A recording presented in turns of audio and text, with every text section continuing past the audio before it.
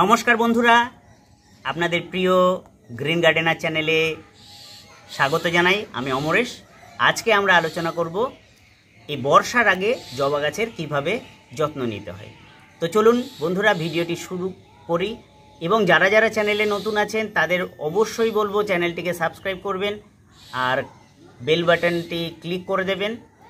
আর যারা ভিডিওটি দেখছেন, যদি ভালো লাগে একটা লাইক অবশ্যই কিন্তু করবেন, তাহলে আমি আরও উৎসাহ পাই এবং নতুন নতুন ভিডিও করতে ভালো লাগে আর কি। তো আজকে আমরা যেই বিষয়টা নিয়ে আলোচনা করব সেটা হলো জবা গাছকে আমরা বর্ষাকালে কিভাবে যত্ন নেব। দেখুন, বিগত অনেক বছর পরে কিন্তু খুব তাড়াতাড়ি কিন্তু বর্ষাটা এবার ঢুকে গেছে। তার ফলে আমাদের গাছগুলো যেরকমভাবে গুছিয়ে নেওয়ার কথা আমরা সেইভাবে গুছিয়ে নিতে পারছি না, বিভিন্ন রকম সমস্যার সম্মুখীন হচ্ছি। প্রথম যেই সমস্যা সেটা হলো, আমি একটা একটা করে দেখাই। দেখুন, এই ছোট্ট গাছ বৃষ্টিতে ভিজেছে। আমি সামনে থেকে দেখাতে বলবো একটু পূর্ণিমাকে। তো দেখুন, এই যে পাতা পচা, এই পাতা পচার সমস্যাটা কিন্তু প্রত্যেকেরই ফেস করছি আমরা। বৃষ্টির জল পড়ছে, পাতা পচে যাচ্ছে, কারণ বৃষ্টির জলে অ্যাসিড থাকে। সেই অ্যাসিডের কারণে একটা হয়, আরেকটা হয় যখন আপনার গাছ অতিরিক্ত জল হোল্ড করছে, তখন সে কি করে, ওপর দিকে সেটাকে টানে সেই জলটাকে, এবং পাতার মধ্যে দিয়ে সে বাষ্পমোচন করতে পারে না, সেই জলটা স্টোর হয়ে থাকে এবং সেখান থেকে কিন্তু পাতাটা পচে যায় এবং ফাঙ্গাসের প্রাদুর্ভাব ঘটে। আর আগে বিষয়গুলো বলে নিই, তারপর আমি তার সমাধান বলে দেবো। দেখুন, আরেকটা বিষয়, এই যে আপনারা যারা গাছ এনেছেন, মনে করুন এটা একটা চোখ কলমের গাছ, সেখানে কিন্তু এলা ডাল প্রচুর বেরোবে। এই যে এলা ডাল দেখতে পাচ্ছেন, এই এলা ডালগুলো কিন্তু ভেঙে দেবেন। এই এলা ডাল কিন্তু আমাদের ভেঙে দিতে হবে।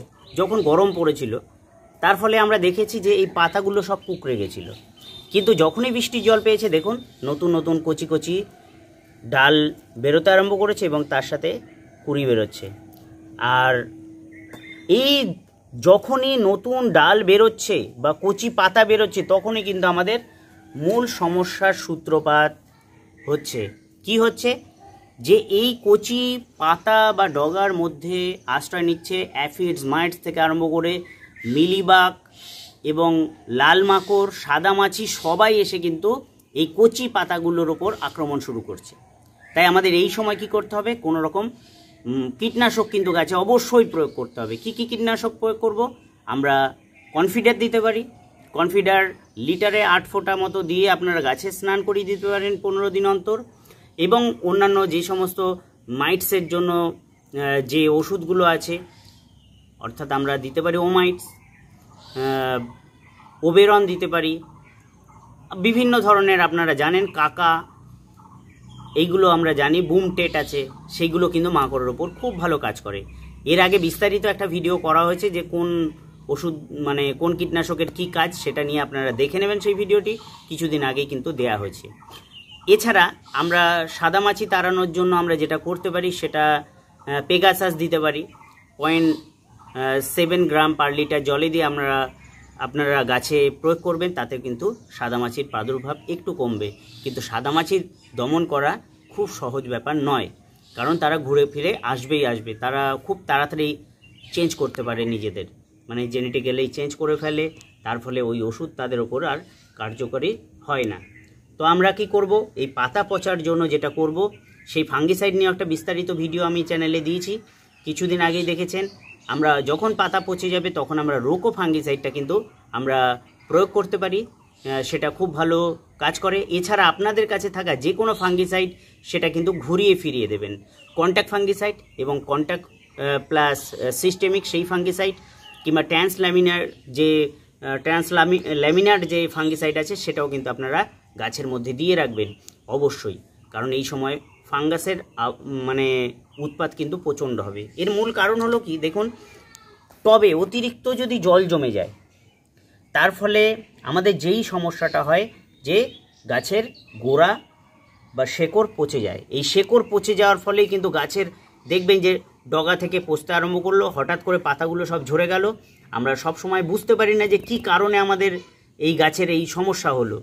মূল কারণ হলো অত্যাধিক পরিমাণে জল জমে যাওয়া টবে। তাই আপনারা এমনভাবে মিডিয়া তৈরি করবেন যাতে খুব তাড়াতাড়ি জলটা বেরিয়ে যেতে পারে টব থেকে। অত্যাধিক পরিমাণে কিন্তু খাবার গাছে কখনোই কিন্তু দেওয়া উচিত নয়। আমরা যদি অত্যাধিক পরিমাণে খাবার দিই, এই বৃষ্টির জল পেলেই সেই খাবারটা কি করে বিষক্রিয়া তৈরি করে এবং শেকড় কিন্তু পচিয়ে দেয়। ওডব্লিউডিসি নিয়ে দুদিন আগেই একটা ভিডিও দিয়েছি, সেইগুলো আপনারা গাছে প্রয়োগ করতে পারেন।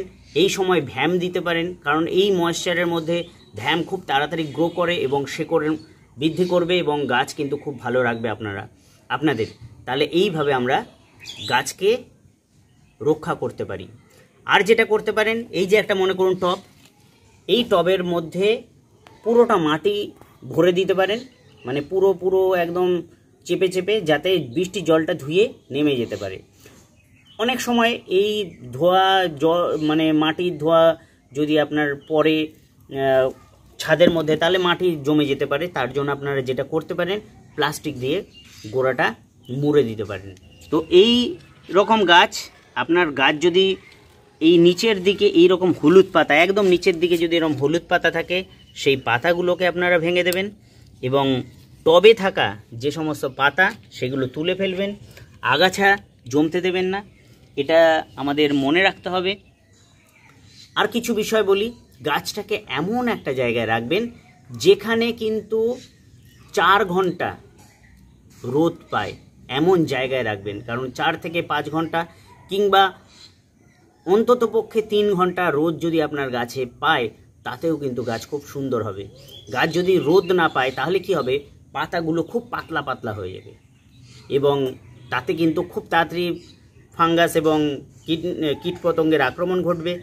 পাতা যখন সূর্যালোক পায়, পাতা একটু মোটা হয়, সেক্ষেত্রে কিন্তু গাছের স্ট্রেংথ বা গাছ শক্তিশালী হয়। তার জন্য আমাদের পর্যাপ্ত পরিমাণে একটু সূর্যালোক দিতে হবে।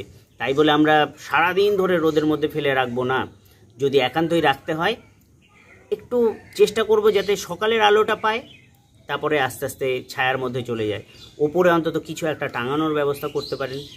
এই সময় যেহেতু আগেই বললাম বর্ষা খুব তাড়াতাড়ি ঢুকে গেছে, এখন শুধু বর্ষার জিনিসই আমাদের চলবে। তাহলে ফাঙ্গিসাইড দেব, সেটা নিয়ে বিস্তারিত বললাম। কীটনাশক দেব, সেটা তো বললাম। যদি অন্তত আপনাদের কাছে কোনো কীটনাশক না থাকে, 10,000 ppm কিংবা 15,000 ppm যে নিম তেল আছে, সেটাও কিন্তু গাছে 5 মিলি প্রতি লিটার জলে দিয়ে আপনারা গাছে এই সময় দিতে পারেন।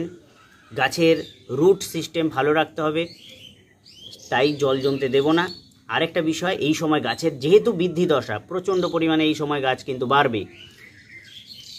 এই সময় কিন্তু গাছের একটা ব্যালেন্স খাবার আমাদের দিতে হবে। সে ব্যালেন্স খাবার কি, NPK 19-19-19 কিংবা 20-20-20, এই দুটো মধ্যে যে কোনো একটা যদি আপনার কাছে থাকে, লিটারে অন্তত 3 গ্রাম আপনারা গাছ মানে লিটারে দিয়ে গাছে সকালবেলায় গাছে দিয়ে দেবেন। এটা দিন 15 পর দিন, অর্থাৎ মাসে 2 বার করে প্রয়োগ করুন, তাহলে ব্যালেন্স থাকবে।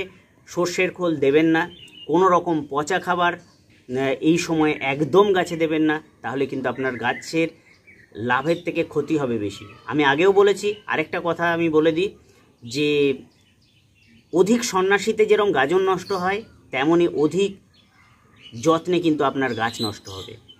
আপনার আমার সবার গাছ যাবে। অনেকে বলবেন আলু ধোয়া জল দিন, মাছ ধোয়া জল দিন, সবজি খোসা ধোয়া জল দিন, কিচ্ছু দেবেন না। এখন যত দেবেন তত ফাঙ্গাস হবে, তত আপনার গাছ মারা গেলে আপনার যাবে, আমার কিচ্ছু হবে না। তাই আমি এই সতর্ক বাণী আপনাদের সামনে শুনিয়ে দিলাম। এই সতর্ক বার্তা আপনাদের কাছে পৌঁছে দেওয়ার জন্যই আমি ভিডিওটা করছি। আমার লক্ষ লক্ষ মিলিয়ন ভিউ পাওয়ার কোনো উদ্দেশ্য আমার নয়, আমার যাতে সবাই সঠিকভাবে গাছ করতে পারে সেই উদ্দেশ্য নিয়ে আমি ভিডিও করি। তো বন্ধুরা, সকলেই ভালো থাকবেন, সুস্থ থাকবেন। অনেক কথা বলে ফেললাম, আজকের মতো এইটুকু।